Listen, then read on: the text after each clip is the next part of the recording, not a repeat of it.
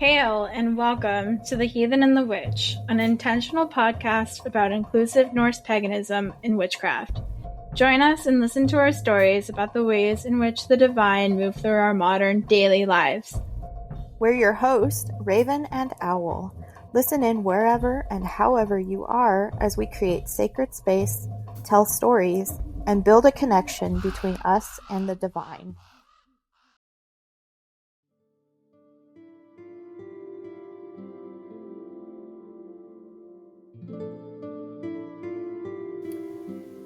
Hail to Sigyn, the morning mother, the beautiful bride, she who is victorious, she who holds the bowl out of love and compassion. We come to you in need of rest. We ask you to help us learn to empty our bowls, to keep from harming ourselves while we protect those we love. We ask you to help us see that we are worthy of compassion and that we deserve peace and love, the same that we offer to others around us.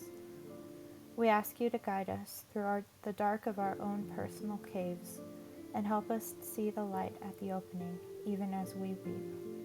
Hail Sigyn, she who bends but does not break.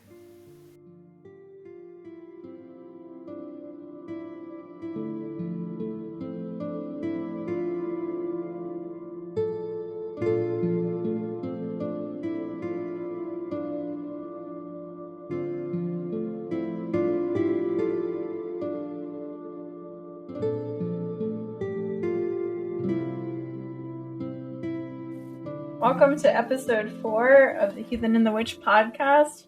Today we're going to be talking about the goddess Sigyn, and this is kind of our pagan self-care episode part 2, because the first episode we talked about like the Freya version of self-care, and today we're talking about the Sigyn version of self-care. How's it going, Raven? Oh gosh. It's been going. I found out why I can't get pregnant, which was kind of, I don't want to say it's devastating because we can fix it, but it's really, really frustrating. That's been kind of on the forefront of my mind the last week or two. I went in and got a bunch of blood work done, had an ultrasound done, and the diagnosis came back that I have PCOS, which is polycystic ovarian syndrome. And it's one of the top causes of infertility in women. And I'm not even, ovulating at this point. My hormones are really out of whack, and my body is not set up correctly. So, I'm glad I got the diagnosis because it explains a lot, right? I struggle with weight gain. I have really irregular cycles. So it explains things, but it's also very, very frustrating. It is. It's frustrating because we've been trying for quite a while to conceive, and it's been hitting its wall. And I've had people tell me, well, you're too stressed about it, or you're not having enough sex, or, things like that. And my primary care doctor actually was like, well, if you lose some weight, you'll probably get pregnant. And, it's not actually any of that. It's actually a thing I can't control. So I kind of want to be like, fuck you to everybody. But I won't, because nothing good comes of that. So I've actually started a medication to help me lose weight and to help my body. It's supposed to, I guess, start helping with my cycles. And then it's help reduce the risk of miscarriage. And then in 3 months, I go see my doctor again, and I go on a hormone treatment. And then that'll take a few months to kick in, and then I guess we start trying again. So that's really been, it's been one thing after another since you left, Owl. So it was that. Yeah. And then at work, the lady who did admin work with me and was a tutor, this all happened within the span of a week and a half, for the record. So her husband wanted a divorce, and by the following Thursday, she was gone. So we didn't even get a 2-week notice with that. And then just this past week, we had another tutor quit, which this tutor quitting, on the one hand, it sucks because we're really short-staffed. But on the other hand, kids hated working with her, and she was just really negative. And when she left, she actually said really nasty things about me and then my boss. It was bad. And then we found out that the owners sold the company as of October 1st. We are under new ownership. So it's just been a lot. That should be fun. Yeah. Yeah, as you can imagine, it has been a lot. I've been working, almost daily, which is kind of the norm at this point for me. But Saturday I'm going out of town and I wasn't supposed to work, and I have to go in and work and then immediately leave for the airport. So anyway, that's how I've been. How have you been? That was all depressing. I'm sorry. It's been a long end of September. Yeah, I think it's your turn for the chaos, because because my car was in the shop too. Yeah. On top of all of this, so I got my diagnosis. So what happened was my coworker got her news. I got my diagnosis. My car's transmission went out and had to go into the shop. And then my coworker left. And then my other coworker quit. And then I got my car back. And the one silver lining here is that my car was under warranty. And so I didn't even have to pay for labor. So they completely replaced my transmission. They fixed the problem, and I didn't have to pay for any of it. So that's the one silver lining here. Yeah, that's But it's true. It's my turn for the chaos. You've had enough of it, so. Yeah. I mean, to be fair, mine spanned over quite a long time, so. Yeah, mine just kind of happened all at once. Not that that's how this works, but. I mean, Mercury retrograde, too. Yeah. I haven't, knock on wood, I haven't really experienced much of the Mercury retrograde aspect. Good, and I hope it stays that way. You don't need it. Yeah, I really don't. Because your things are settling out, right? How have you been? I've been mostly okay. I guess my only struggles right now is just getting routine down and making sure my medication can be aligned with the routine, because it only lasts so long during the day. And I found today, like, I took it earlier when I woke up, because if I don't take it earlier, then I'm not gonna get out the door in a timely manner. And today I actually got to work on time. Not that we don't really have a strict time to get to work. It's just kind of nice to be there at 9, and I like to be there at 9 just so I don't so I can have all my hours, because I'm going to be off this coming weekend and then next weekend. Yeah, so this coming weekend I'm going to a wedding for my boyfriend's best friend's wedding. That's going to be fun, I guess. We're going to California. I've never really been to California, so I cross that one off the bucket list. And then the following weekend I'm going to a gathering. It's the only gathering I've gone to so far. But it's not it's a little more serious. It's not vendors and naked people, and I mean, sometimes there's naked people, but not at this particular gathering. And it's a deep work sort of situation. The whole theme is going into the dark season and figuring out what we need to work on.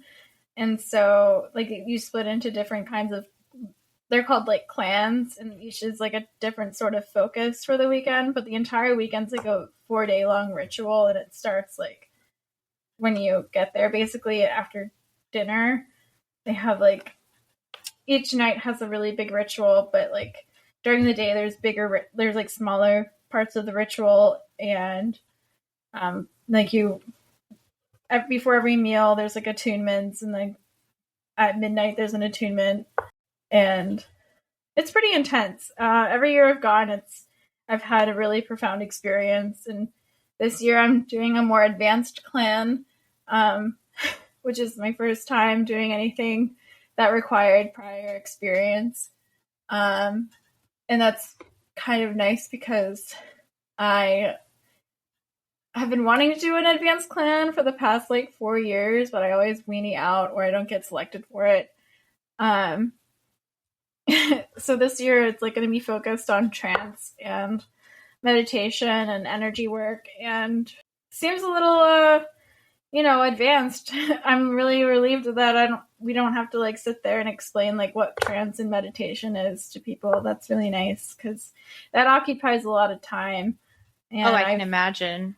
I like last year I did one about heathenry, and I'm a heathen, so it's like I don't need to listen to this, but like most of the time was explaining to non-heathens what heathenry was. And as much as I like want people to learn about heathenry, it's like kind of wish there was like a prerequisite or something. Like I don't really need to learn more about my own tradition. I mean, I did learn some stuff. Like one of the people who were leading it was an Anglo-Saxon heathen, and they see things a little differently than the Scandinavian Germanic heathens do.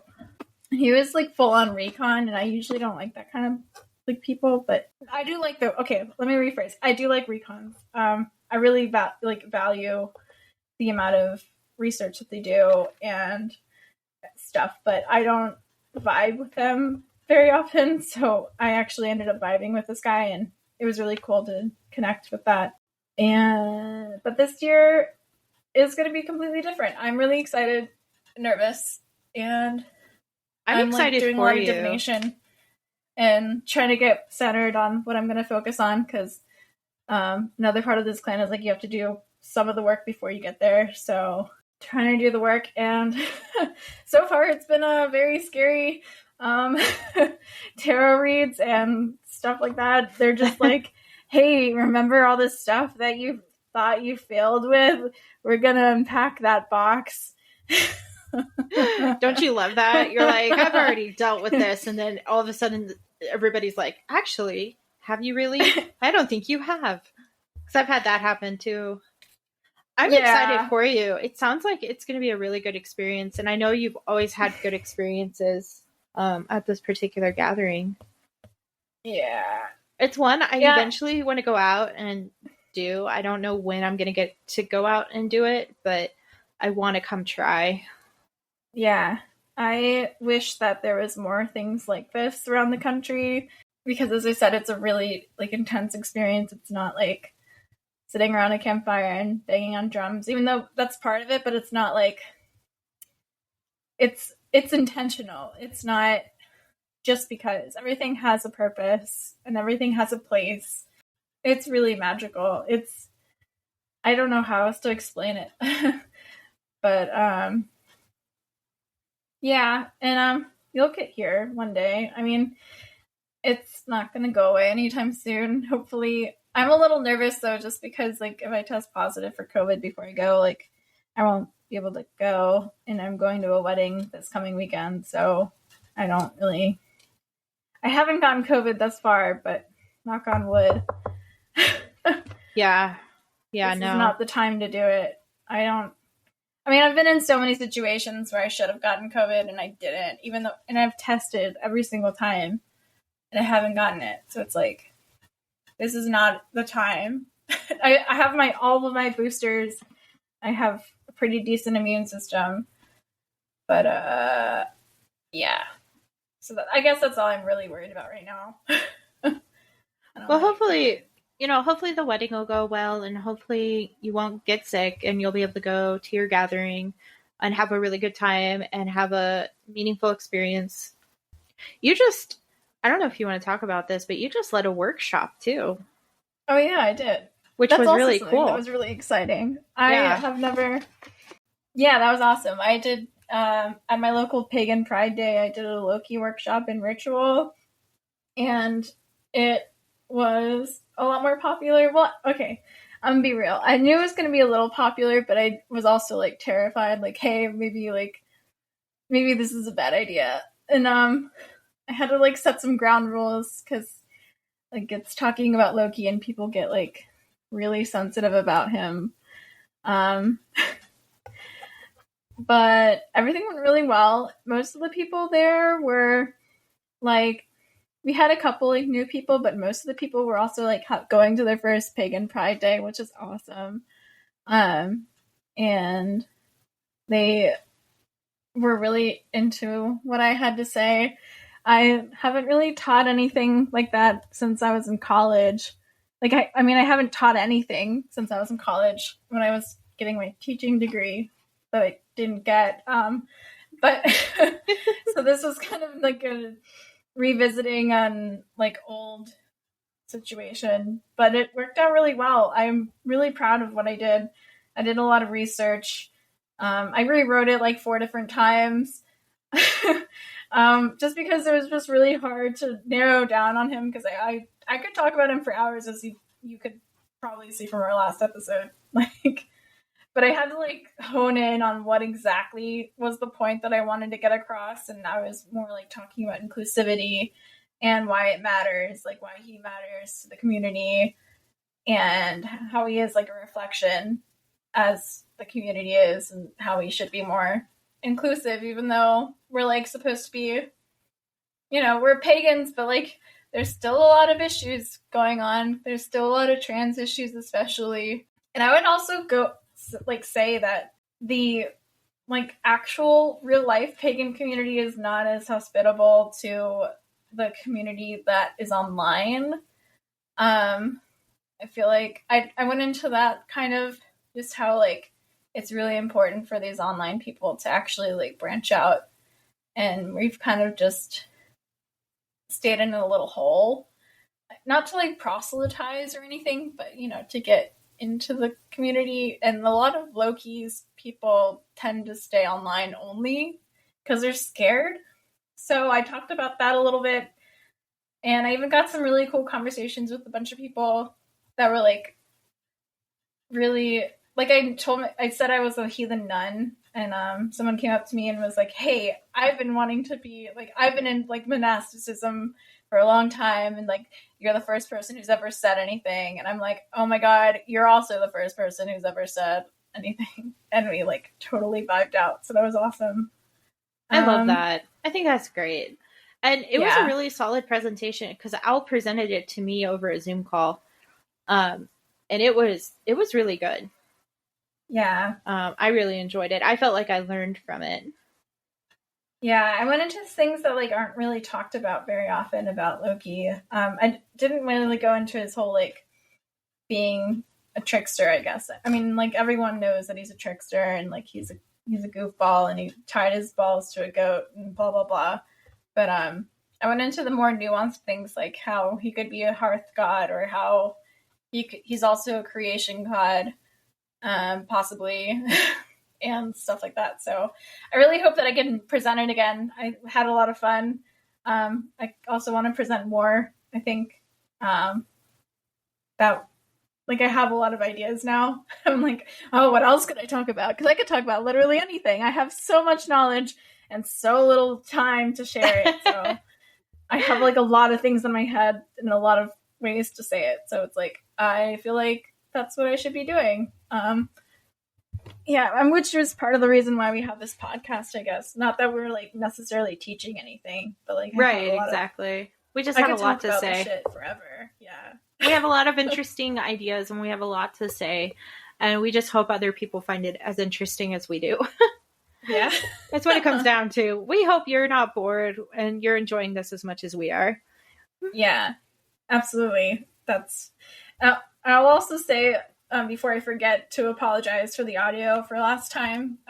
We had a couple comments about how it sounded. It was our first time, and hopefully not our last time, recording together in the same room. And I didn't even realize that the mic wasn't picking up on both of us equally, because we only used one mic, because otherwise it would have like echoed. So yeah, we were in a hotel room recording that, sitting at a desk. Yeah. So sorry about that. Whoops. When we listened back to it, it sounded fine. And then I guess I kept moving around because that's who I am as a person. So I can't sit still. We always do a test audio to see how the audio sounds, and it was totally fine. We could also probably blame Loki for that too, though. You get 2 Lokians in a room, 2 Loki people in a room. Like, yeah, you never know what's going to happen. I'm sure we could blame someone, but I'm gonna blame my ADHD because I can't stop fidgeting. So That's fair. Actually, I'm having trouble sitting still myself today. I'm knitting a sweater while we're talking. Yeah. I'm like So. picking at like candle wax off of my candle holder because I'm sitting in my altar room.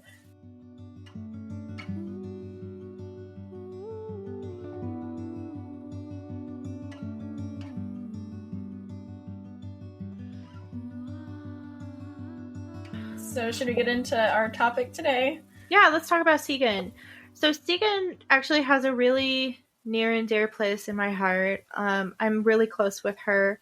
I do most of my shadow work with Sigyn, and I've learned a lot of lessons through her.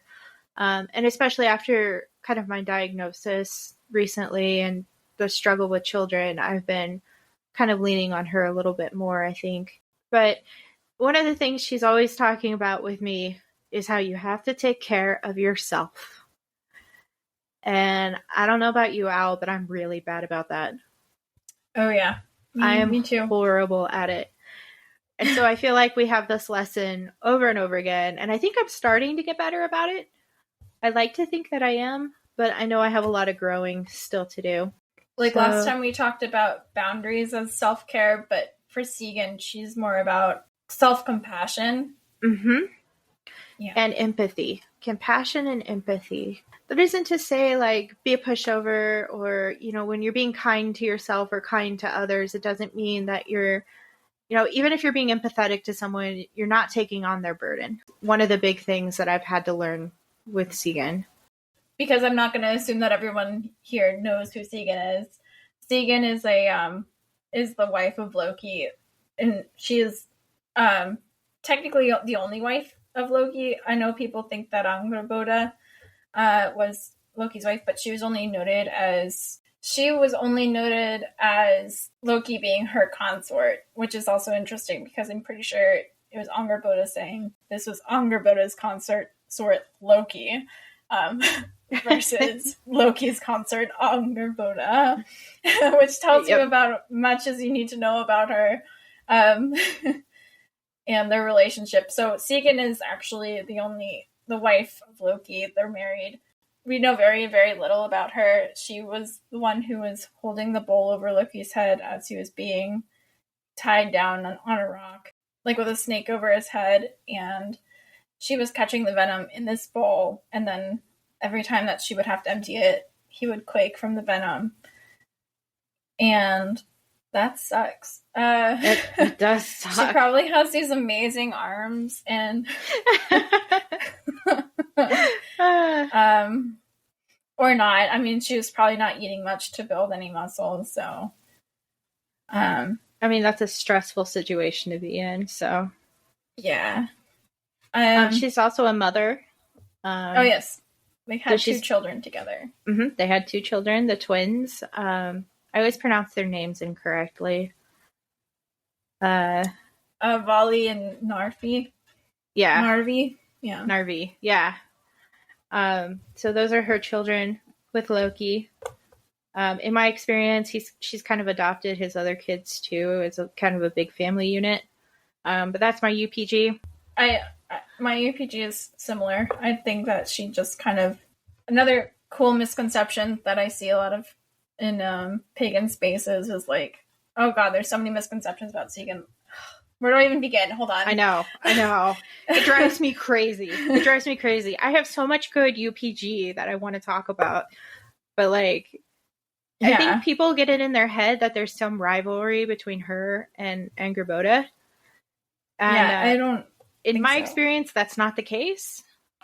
But you know, they're again, like the example of polyamory, I would say. Yeah, basically. The healthy example. Yeah, exactly. So, I mean, because I asked her about that once. I remember one time I was in the car and my husband and I were driving back from New Mexico because we had gone to see his family. And I was just sitting in the car minding my own business, you know, doing whatever on my phone. And I was like, you know, I wonder how she feels about Angrboda. And I heard her come through and she was like, she hangs out in the Ironwoods, I hang out over here, and everything is good. I'm like, oh, okay. So yeah. It's like, it's a coexisting thing. It's not like a rivalry or a competition. I can't imagine Sigyn ever being a jealous person, truthfully. No, absolutely not. Yeah, that's not who she is. I was going to mention, like, misconceptions about her personality, too. Oh, yeah, let's talk about that, because there's a lot. Cracks knuckles. That's right. I love Sigyn. I could talk about her for hours. Like, she has such a soft spot in my heart. Like, and it kills me. It kills me how people think about her. Yeah. So, like, one of the misconceptions is she was a child bride. And that's my least favorite, is that it's a non-consensual situation. And I hate that.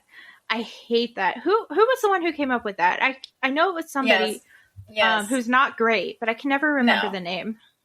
So their name is Galina Kraskova. For all who don't know who she is a Nazi apologist.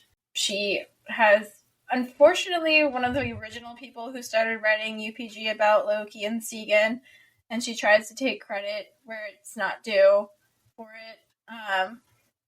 A lot of the people who started writing about Loki and Sigyn in the beginning are very problematic.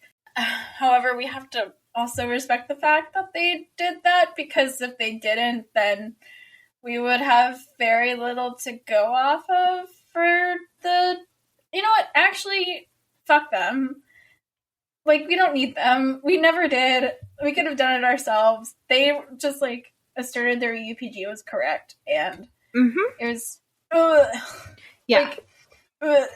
Yeah. Gross. It drives me crazy, because people have this conception that she was, like, forced into it, and she's forced into the Ragnarok situation. And it's like, no. It's really, in my experience, I have to preface this is just my experience. Everybody has their own. I can only speak for myself. So anything I say going forward that's UPG, that's just my experience. But in my experience, like, she and Loki are just gone for each other. Like, it's stupid cute. Like, she wasn't happy about Ragnarok. Again, UPG. She wasn't, like, happy about Ragnarok, obviously. I don't think anybody was. But there's a kinning for her and for Loki, which is that he's the burden of her arms. And for me, that's always been, like, she carries him because she loves him. And so this whole notion that she was, like, forced into anything. First of all, I don't think you could force Sigyn into anything, truthfully. The woman, like, has a spine. Right. Yeah. I feel like people just assume that Loki's just so horrible that she would not have a spine to be with him, because he would be abusive, which is just... Also, like, that's just assuming the character of Loki as well. Like, he's obviously one worthy of affection, because not only that, like, not only does, like, Sigyn literally stay with him until Ragnarok, but also Odin keeps him around. They, like, swore to be blood brothers. The gods have literally could have kicked him to the curb at any time, but also keep him around. This entire thing is consensual. They wouldn't keep him around just because, like, they need something from him. I mean, yeah. I mean, he's really useful to have around, but also he's useful. But also, why would you put up with bullshit all the time? Yeah, exactly. Like, so basically, Sigyn is, like, a testament to why Loki is also worthy of love and affection. Yeah, you know? Exactly. Like, I don't know. We're going to talk about cave experiences during this episode. So she said something really poignant to me about actually the whole situation of love and sticking around. Yeah. I mean, if you want to go into that. Yeah, is that okay? Yeah, go for it. Okay, so I've had a lot of experiences with Sigyn. There's a reason I work so much with her. And one time I went to the Astral, because I go to the Astral, it's fairly often. And I ended up where I did not expect to end up. Normally, like, I end up at her house or Loki's cabin or my little landing place. Um, so I ended up at the mouth of a cave, and I realized it was the cave from the Ragnarok story. And I've been there a total of 2 times at this point. So I've been there twice. It is not a happy place. I don't recommend. And I stood at the mouth of this cave with Sigyn, looking into this very dark cave where Loki was bound. And I looked at her, and I remember asking, how do you feel about the fact that he's called the burden of your arms? How do you carry that? And she was like, because I love him. And I was like, okay. And she goes, this is what really stuck with me. Knowing him how you know him, wouldn't you? And I was like, oh. And the lesson that I learned that day is that, as she said, she told me, forgive me, I'm not being very articulate. She told me, love is a choice we make, and we choose who we hold the bull for and who is worthy of that love and affection in our lives. And it's something we do willingly. Yeah. And then I ended up holding the bull for a little while, and that was an experience in and of itself. And I have a lot of respect for what she does. But it really struck me, that comment about, knowing him how you know him, wouldn't you? Love is a choice, and we choose who we hold the bull for. Yeah. That's pretty, there's so many layers to that. I know. It's been like a year since that happened, and I'm still mulling it over. Yeah. It's like the one time Loki called me a fish. There was a time Loki told me to be a fish. It's been like 2 years, and I still am trying to figure that one out. So yeah, that's one of the things that I feel like just going on a side tangent. Like at any time I feel like there's a message that I am hearing from the gods, usually the most telling thing is that there's so many layers, Mm-hmm. Each experience that I have, even though there's a handful of them, like it's always just like something that you just unpack. It is, which I think is one of the cool things about communicating with the divine. Like, it's not a one and done. It's something that sticks with you. Because she told me, there was another thing that she told me too, that it was interesting because, so I had COVID back in 2021. I had COVID. I was on house arrest. I felt miserable. And I was overwhelmed. And I remember thinking, like, I wonder if Sigyn ever got upset when she was, like, confined to the cave. And what I heard was, sometimes, and that the exact phrasing is, Sigyn wept. Which I guess is kind of like, I feel like there's a phrase in the Bible, like, not to be Christian, but where, like, Jesus cried. And that's what it kind of reminded me of. Not saying Sigyn is Jesus, but I thought it was interesting. I thought it was interesting because you got to think, so you're in the cave with this person you love and you've lost everything, and you can leave if you choose to, but you choose to stay because you love them, and it's not a happy time. Of course, there are going to be periods where you're going to cry and you're going to be upset, and that doesn't take away from what you're doing. It doesn't mean you love anyone any less. It just means that you are also allowed to mourn your situation. Yeah. Wow. I think that just ahead. Like hit me. Wow. Yeah. That's deep, man. Yeah. I don't know where that came from. I got goosebumps. I'm all tingly over here. Oof. But I guess you're I allowed needed to be heard. I think so. You're allowed to mourn the situations that you're in because maybe they're not fair. Maybe it sucks. Like, I'm thinking about my situation right now. Like, I'm going through a grieving process of sorts. But that's okay. Mm-hmm. And, while she was in the cave, maybe she was grieving too. Yeah. I feel like I mean, this is to put it more widely, like, love is complicated. I think when, I mean, through Loki and Sigyn, I've learned that,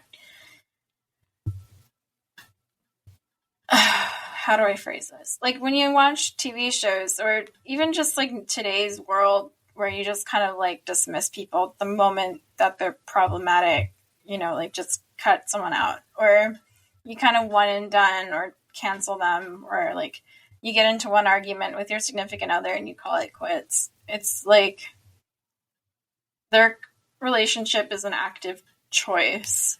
It's like both of them are problematic in their own ways, and yet they choose to be together because it's a choice. Like, you can either put up with it or you can't, you know? Hence the we choose who we hold the bowl for.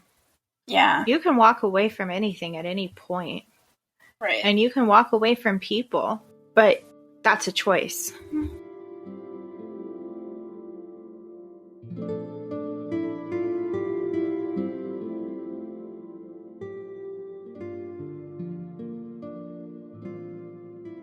So one of the big things I've learned from Sigyn is that in order to survive anything in this world, you have to have empathy and compassion, not just for the people around you, but for yourself as well.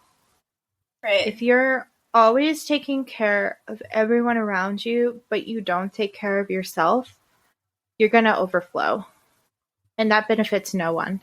And so the lesson I've really been trying to work on for the past however long, because I'm stubborn, it takes me a while, is that I have to learn how to empty the bowl. And just like in the cave when she emptied the bowl so it wouldn't spill over and Loki got splattered with venom for a little bit, sometimes you have to empty it, even if it means letting something go or somebody metaphorically getting splashed with venom. Because in the end, that little bit is better than if the cup overflows and everybody gets hurt. I feel like I have a going issue this last year just because I have let my cup overflow. And speaking of cave experiences, yeah, let's hear about yours. I think that's the first time I went down there, like maybe 2 or 3 times. I think it feels like it's a running occurrence with Loki's people to have this. I'm not saying this is like, you know, an end all be all. I'm just saying, like, it seems to be, I mean, it's an extended metaphor, right? That's what myth is. So this isn't like, if you don't have this experience, then you're definitely not working with Loki. This is not what I'm saying. I'm just saying that this is a reoccurring experience with people who I've known who work with Loki. Anyway, so my first experience was a little terrifying. I mean, all of them are pretty terrifying, but this particular one, I replaced Loki. Like, I gave him a break instead of Sigyn. Ouch. Most people give Sigyn a break. This was not the case. That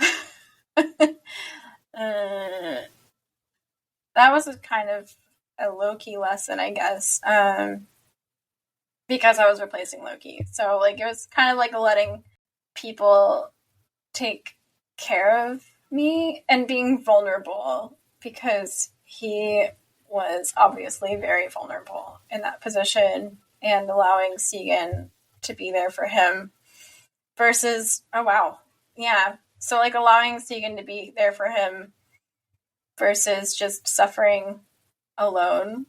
Because, like, why would it's difficult for me to be vulnerable with people, so I feel like that was kind of a lesson in allowing people to take care of you, and just allowing people to see you fail and not be okay. It's kind of unraveled. That was about 4 years ago, almost, maybe more. It was a long time ago. And then I think it happened again, and that was a different lesson. I don't remember that one exactly, but I feel like it was kind of like a reiteration of the same lesson. And then most recently it happened again, maybe like, I don't know, 6 or 7 months ago. none of these times I'm like willing it to happen. I don't want to go there. It's not like we choose to go there. Yeah, no like, one let me wants just to be go. there. Usually I just want to go, I don't know, ho-hum around in the astral for a bit. But like this time or like I don't even choose to be in the astral for the most part for these occasions. But yeah, it's kind of one of those things that just kind of happens. Yeah. It like happens in my mind's eye or during like a meditation. I'll have like a visual I can't really get rid of. And that's usually how I know it's pretty legit. But this last time I did help Sigyn, but I failed in helping Sigyn, and Loki suffered for it. How did you fail, if I can ask?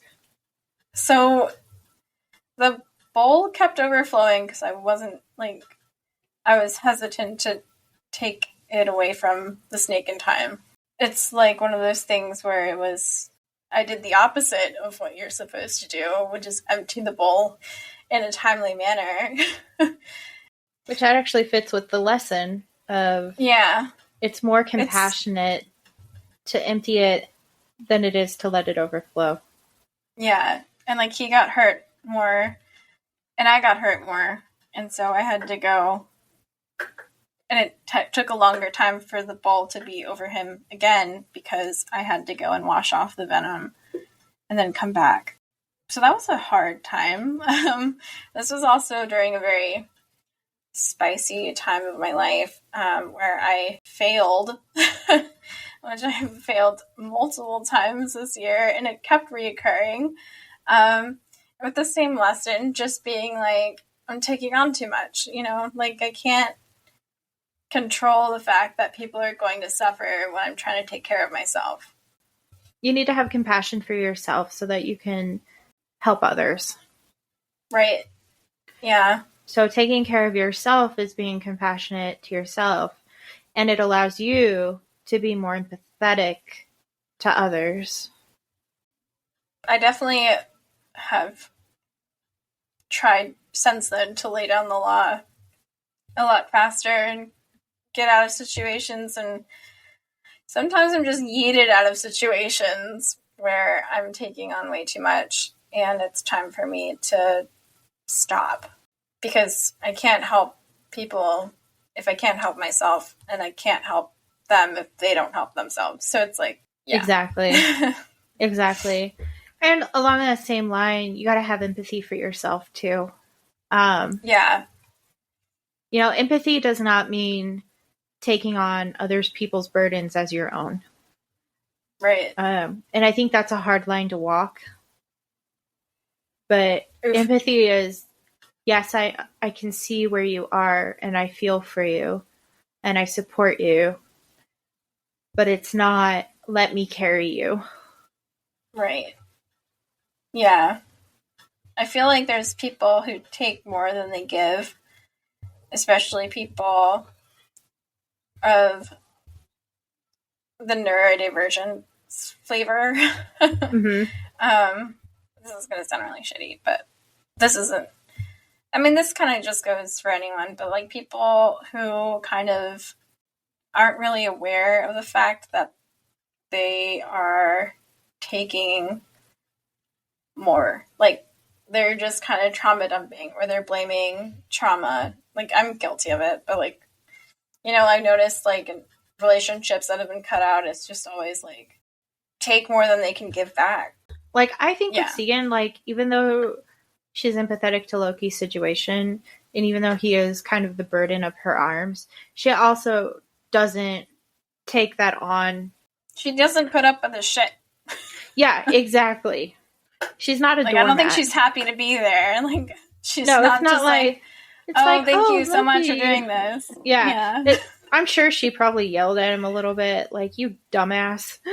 Yeah. But are you fucking kidding me? Like, this is what we're doing now. Not to mention, both of her, one of her children got killed by the other child, who then fucked off.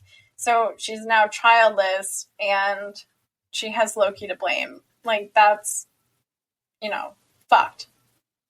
Actually, I mean, she doesn't have Loki to blame exactly. The other gods kind of did that, but still, like, it's not like she wouldn't be in this position if not for him. Yeah, exactly. So, Al, how do you not carry people? Because I know this was a struggle for you for a while, kind of taking on everybody's energy and everybody's like problems. What do you do to keep that from happening? One of the things is like I always check in with myself, I guess. I always check to make sure that I'm in a place that I can listen and be present for someone. Because if I'm not, then they're not going to benefit, and I'm also not going to benefit. Like if someone needs to share something that's really heavy, I'll usually be like, hey, I'm not really in a space to listen to this right now. Can we talk again later? Like my sister, she usually has something to complain about, and I'm always just like, I love you, but I can't talk right now because she will literally trauma dump until the cows come home. Another thing that I've taken on, because especially during the dark season, energy is really wild. I've started veiling. Like I don't do it all the time anymore just because I don't feel like I need to, but like I used to wear like a head scarf, especially at my old workplace. That was really shitty. I would wear it and I would feel a little more comforted by it. It was kind of like a cue to put my shields up and not take on the customers who are shitty and the people who are in a foul mood and the negativity that was there. I do it sometimes still if I'm feeling particularly sensitive. I think that's a good way to do it because, like, you're right. The veil is thin right now. Energy is like crazy. Yeah, I'm probably going to definitely start wearing it again when I'm at the gathering just so I can stay grounded. And also, like, I love pagans so much, but holy shit, they are very energetic. A lot of people don't even know that they are, like, super energetic and, like, kind of energy consuming. Like, not necessarily vampires, but, like, they throw around their energy and their emotions like it's no one's business, and they have no idea that they're doing it because it's everyone else's price to pay. So pagans are really guilty of that.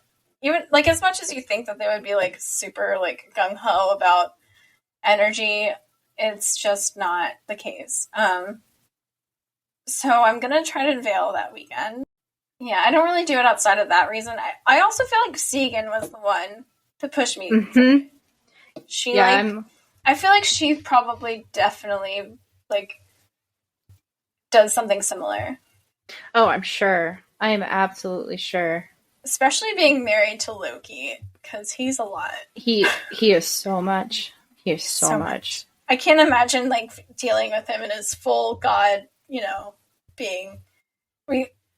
like, when you work with him as a human, you just kind of get a little piece of him, but, like, can't imagine what he's like of his full 24/7, just 24/7. I bet she probably has to take breaks from him because, like, I know I would. I do. Yeah. I feel amusement. I feel like he just kind of knows when he's like being exhausting and he walks away. Yeah, I mean, I don't veil, but I do try to shield, and I'm like you. At this point, I try to check in with myself because it's like, if I'm not taking care of myself, I definitely cannot help anyone around me. But yeah, I try to, like you, I try to check in with myself and make sure that I'm in a place where I can listen and be empathetic without detriment to myself or the person I'm listening to. Some people are also, like, I'm not really that good at shielding either. Like, I try my best, but, like, I have ADHD, so I forget about it. But if I wear a veil, like, I'm not going to forget because it's there. Like, it's already imbued with whatever I need it to be imbued with. And I can just put it on and forget about it. So. Yeah, no, definitely. I know other people veil for other reasons. Like, I know some people do it for chastity or whatever. Like not necessarily Christian reasons, but, like, they do it for their deity. And, well, I work with Loki, so he doesn't really seem to care. But he does care if I'm not doing it because it's part of taking care of myself. It's not about him. It's about, like, making sure that, like, I'm grounded and in a good space, that I can also be open to him and open spiritually. Because if I'm too exhausted, then I can't engage like spiritually. That just doesn't work. There's only so many spoons you have.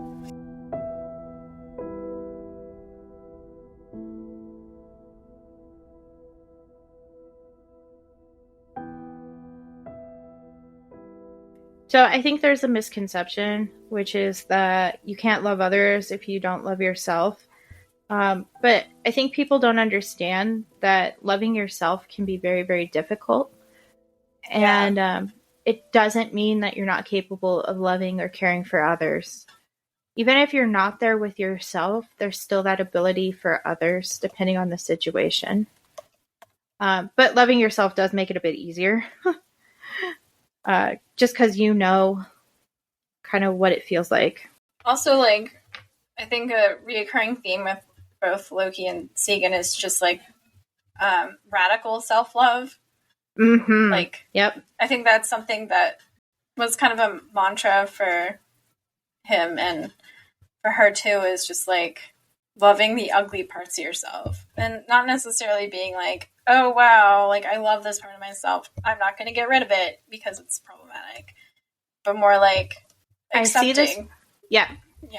As somebody, Al and I are both neurodivergent, and I've had to learn where my bipolar is concerned that it's not always pretty. And for a while, I would beat myself up about that. Anytime I got angry, anytime I was having a bad day, I would look at myself as unlovable.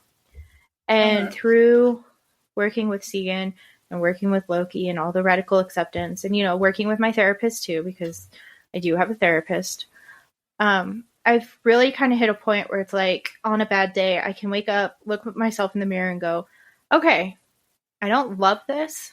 I don't think this is the best, but I accept that this is part of me and that I am still worthy of love.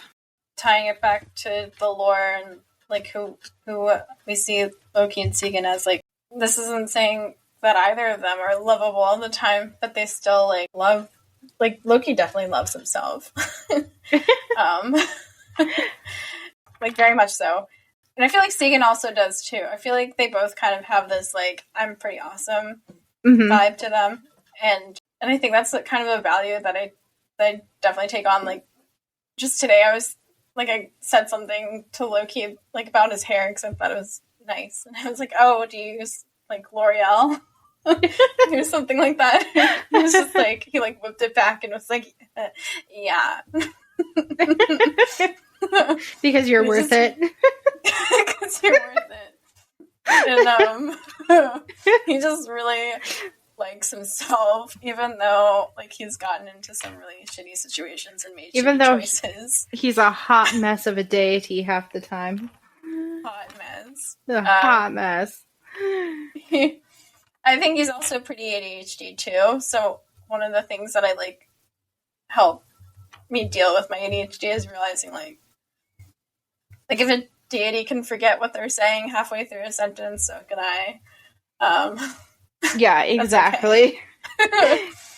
Like I'm deeply forgetful, and not because I don't care. It's just because I don't remember. Like I literally have some form of short-term memory loss, and people like I also have an object permanence thing. If it's not in front of me right now, like I'm gonna forget about it, and people get really offended by that. So like if people just stop talking to me out of somewhere, like that, I'm literally going to stop talking to them because they're not in front of me all the time, and I'm gonna forget that they exist. Not because I don't like them, but like because I forget, and so I used to beat myself up about it all the time, being like, I'm the shittiest friend in the world, so I should never talk to them again. But rather being more blunt about it and saying like, hey, we haven't talked, but because we haven't talked, I completely forgot that we're friends, so do you want to hang out soon? Mm-hmm. Yeah. And that's a compassionate approach to yourself. Yeah, for sure. Or like I try to put things in place for myself that future me is going to remember too. Like I try to be more capable of like taking notes and writing things down on my phone and setting reminders about even like brushing my teeth sometimes, just like self-compassion and not making a judgment over the fact that I forget to do things because it's not part of my routine. Or like it's not in front of my face. Like one time it got so bad that I had to put like all of my like toiletries in the downstairs bathroom because my toiletries are upstairs and I forget. So sometimes if it gets really bad, I'll do that. It's just like, that's like having the self-compassion to know that it's okay. Like you're just not in a place right now. Exactly.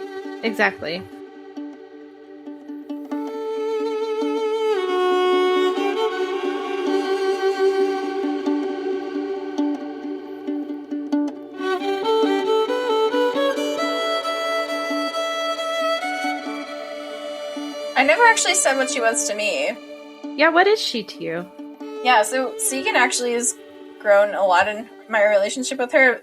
At first, it was really weird because I felt like Loki was super protective over her and like kind of just shielding her from me. And not because like, not for any bad reason, but I feel like he's very like just super protective, I guess. And I was not really in like the best place to work with someone like Sigyn yet because I was kind of still figuring out what I felt about deities, and especially like female deities, because that was still a little weird for me.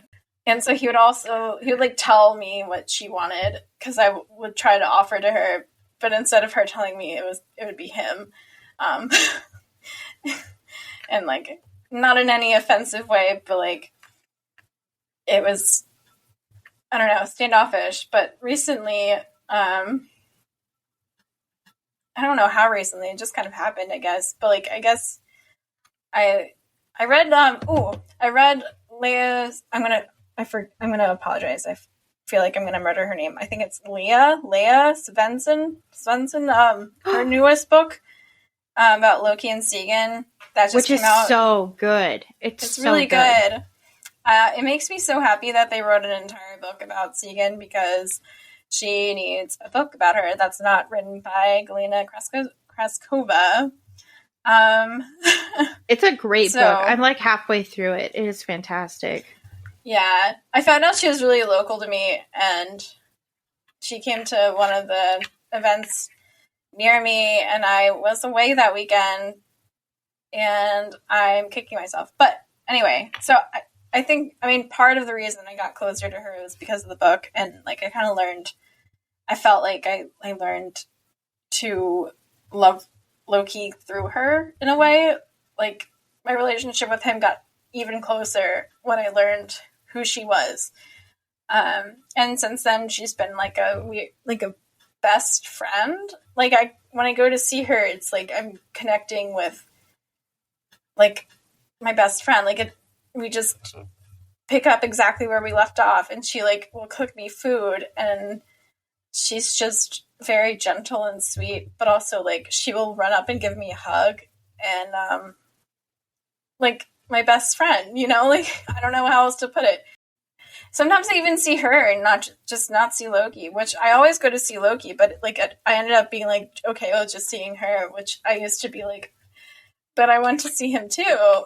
And then last time I was like, I don't know where he is, so we're just gonna chill out here. I love that. And, like, we just like talked, and then I fell asleep. But yeah, it was great. She's great. One of the things she does with me is because she does cook for me too. That's been a new development. Lots of food. She gives me flowers because she has a flower garden. And so I always have fresh flowers. But I always know shit's going to get real when I show up and she's at the table with a pot of tea. Because that's when I know I'm like, we're going to do shadow work. Because that's how we do shadow work. We sit, we drink tea, and we talk. So anytime I show up and there she is at the table, I'm just like, God damn it. I guess that was when I started getting close to her, was when I started gardening myself. Because I like figured out that I really wanted to garden. And I think it was like the night after I built my first garden bed. And she like geeked out and was like, look at my garden. And I'm like, your garden is much more beautiful than mine. But, like, it was kind of weird just too. Like, that's how we ended up connecting. And also, I feel like she's really into herbs and stuff. Rosemary. I associate her with rosemary. Yeah, rosemary and lavender. Mm-hmm. Small flowers, purple usually. Mm-hmm. Yeah, but small purple. flowers in general, wild flowers, in fact. I associate her with butterflies. Oh yeah, butterflies too. Anytime I see a butterfly, I'm always like, oh, Sigyn. Yeah, and there's this when I go. I'm a creature of habit, so one of the trails that I go on most frequently, especially when I'm alone, like I kind of go back to the same trail just because I like it a lot. But in the end, it ended up creating different meaning for me as I go along it. So it's kind of like a magical situation, I guess, too. But at the end of this trail, there's like a field, and I don't know what it is about that field, but there's a bunch of wildflowers, and there's also little purple flowers, and they kind of dot the field, and it's always super sunny, even when it's cloudy. Like, it's a very bright, wide field in the middle of this forest, basically. And I just, like, couldn't help but feel that Sigyn was there. And so that was really cool. I went back, like, this weekend, I guess, and it was just, like, I don't know, like, the gods, I feel, sometimes inhabit a place, and that was where I feel like she inhabits. Well, and I came out to visit you last year, and you took me there, and I completely agree. That has such a Sigyn energy to it. Yeah. It's weird. Like, I haven't had that happen with Loki, but I've also had it happen with, like, Fenrir. I don't even know Fenrir, but, like, there's a spot in my friend's, like, property that just was him. And so I feel like this was kind of the same situation. It's like a pilgrimage at this point for me. Also, sunflowers. Oh, yeah, sunflowers. Those are a good That's one. the most recent development for me. You know what I've recently developed too? This is really interesting. Dragonflies, for some reason. Oh my god, shut up, no way. Yeah, I bought a dragonfly coloring book, and every time I color in it, I'm like, this feels like for Sigyn. And I can't put my finger on why, but now when I see them, I think of her. That's hilarious, because I was going to ask you. Like, were you so really? The field that yeah. No. That's funny. Okay, so the field I went to, like, I went to it most recently, and sometimes it has, like, little butterflies around it, but in the springtime usually. But so now it's fall, and all I saw was dragonflies, and I was like, I think that's a Sigyn thing too.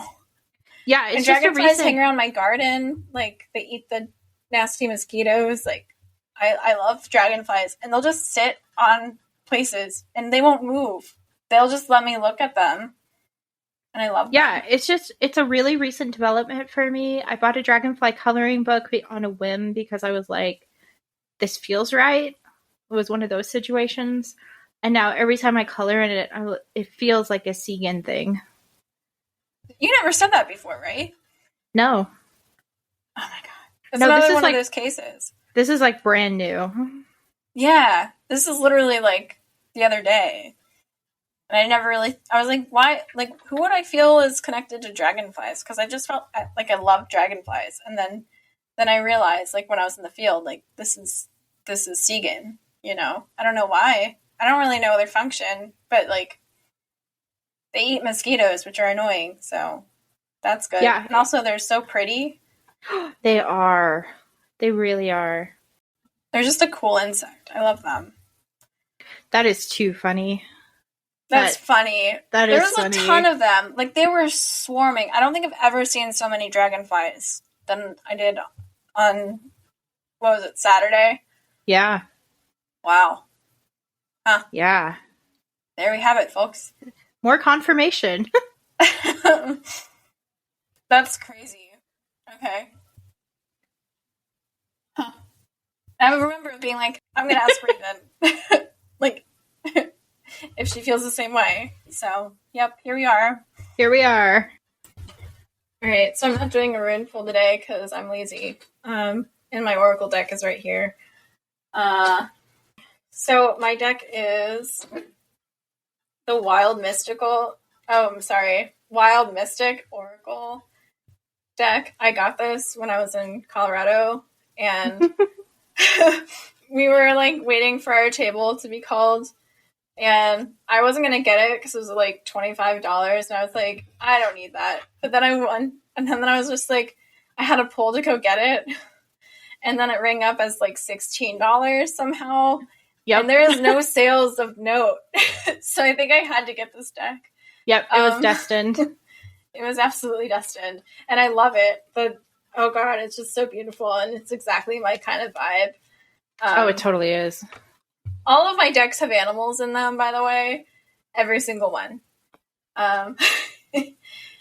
So, well, except for my new tree oracle deck, which has trees. So, I got the bee, which is work.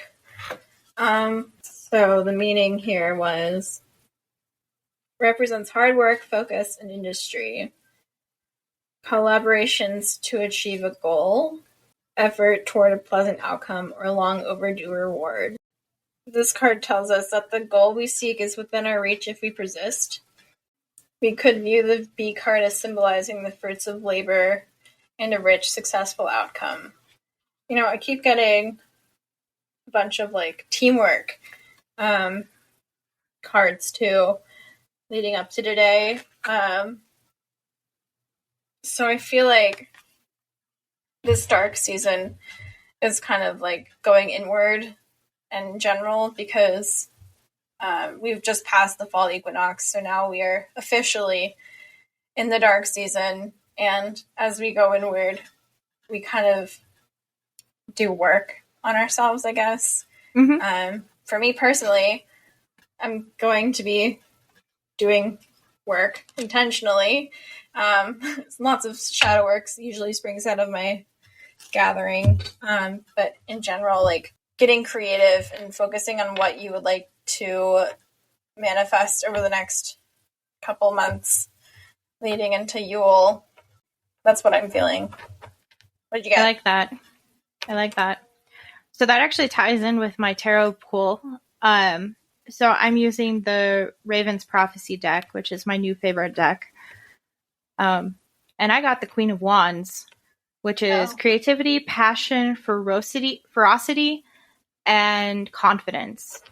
And it's basically saying that this is a good time of year for us to find what we want and tackle it with the confidence and fierceness to get it, and to let the fire of creativity and passion guide us.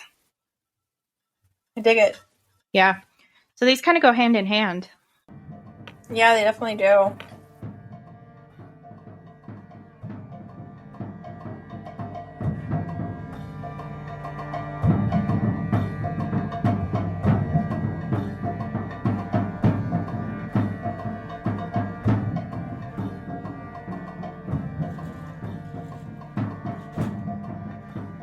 All right, so where can people find you or don't find you?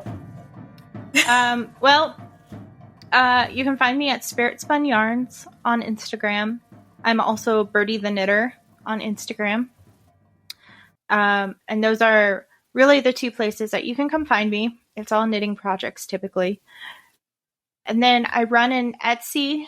I don't market it very heavily. It's just kind of something I do for fun on the side, where I spin witchy yarn. So I have a spinning wheel, I have fiber, and so I imbue it with intent, and I spin it and I set it with moon water and make a really unique product. And that's called Spirit Spun Yarns. It's the same as the Instagram. The Instagram is where I post all the process videos and things. So yeah, come check me out. It's cool stuff.